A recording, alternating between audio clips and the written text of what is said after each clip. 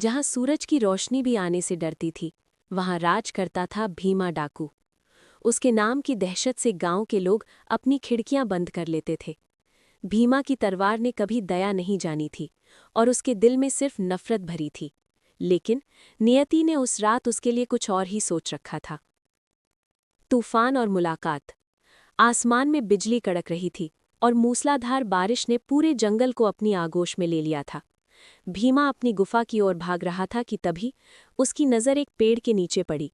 वहां एक बूढ़ा संत बेसुध और गीला मिट्टी में पड़ा था। भीमा रुका। पहले उसके मन में लालच आया, फिर अचानक न जाने क्यों उसका हाथ तलवार से हटकर उस बूढ़े के जख्मों पर चला गया।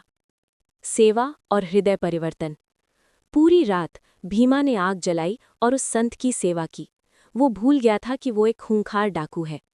सुबह जब संत की आंखें खुली, उन्होंने मुस्कुराते हुए भीमा के सिर पर हाथ रखा और कहा, बेटा, तुम्हारी सच्ची सेवा ने मेरा जीवन बचा लिया। ईश्वर तुम्हारा कल्याण करे। ईश्वर शब्द सुनते ही भीमा के अंदर कुछ टूट गया।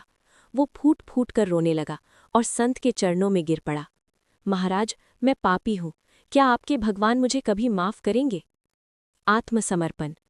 संत ने शांत स्वर में कहा, भीमा, अंधेरा चाहे कितना भी पुराना हो, एक छोटा सा दीपक उसे खत्म कर देता है।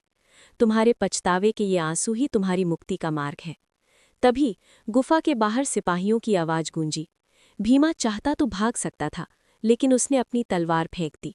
आज उसने मौत को नहीं, न्याय को चुना था। जेल और चमत्कार। जेल की कालकोठरी में भीमा रोज मिट्टी से भगवान की एक छोटी सी मूरत बनाता।